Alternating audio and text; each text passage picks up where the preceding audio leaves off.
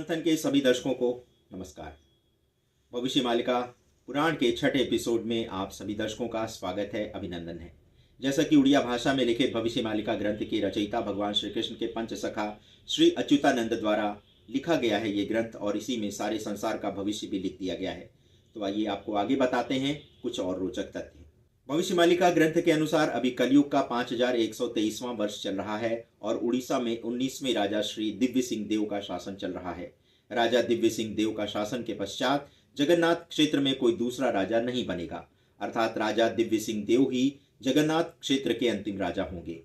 इन्हीं के पश्चात भगवान जगन्नाथ अपनी शक्ति से संभल ग्राम में कल्कि भगवान के रूप में अवतरित होंगे। कहा जाता है कि महाभारत युद्ध के पश्चात जब भगवान के पांव में बहेलिये ने तीर मारा और भगवान गोलोक प्रस्थान कर गए तो वो जगन्नाथ क्षेत्र में ही आकर निवास करने लगे थे।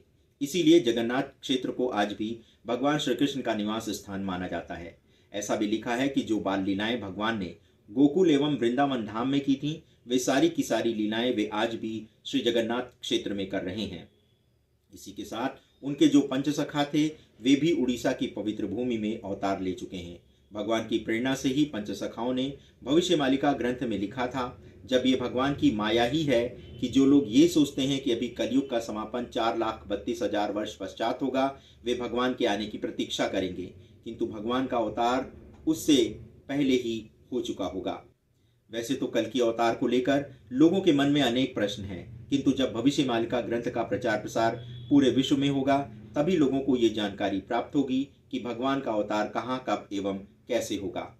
ये भी भगवान की माया है कि भविष्य मालिका ग्रंथ अभी तक ओडिशा में भी बहुत कम लोगों तक उपलब्ध है, किंतु जैसे जैसे भगवान के प्रकट होने का समय निकट आ रहा है वैसे वैसे इस ग्रंथ का प्रचार प्रसार भी होने लगा है।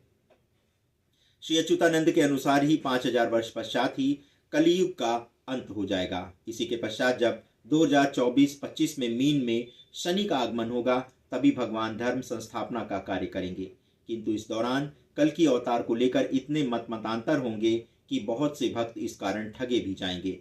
श्री अच्युतानंद कहते हैं कि जो भक्त भविष्य मालिका ग्रंथ में बताए गए लक्षण को जानेगा वही भगवान को पहचान पाएगा। जैसा कि वर्तमान समय में भी कलयुग के सारे लक्षण दिखने लगे हैं। तनिक विचार करिए कि आखिर इसी काल में कोरोना जैसी महामारी क्यों आई और सारे विश्व को प्रभावित करने वाली ये महामारी भारत में उतनी हानि क्यों नहीं पहुंचा सकी। तो इसका कारण मात्र इतना है कि भारत पर भगवान कल की भगवान जगन्नाथ की कृपा है और भारत को इस बीमारी से उन्होंने कम से कम नुकसान पहुंचाया है।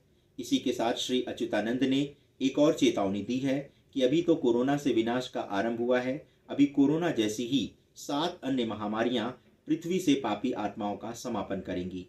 तो यदि इस पुराण में वर्णित बातों पर विश्वास करें तो हमें अभी 6 अन्य महामारियों का सामना करने हेतु तैयार रहना चाहिए। दर्शकों, भविष्य मालिका ग्रंथ के आज के इस एपिसोड में बस इतना ही। आपको हमारा ये प्रयास कैसा लगा? आप अपनी राय हमारे व्हाट्सएप नंबर 7905414965 पर दे सकते हैं।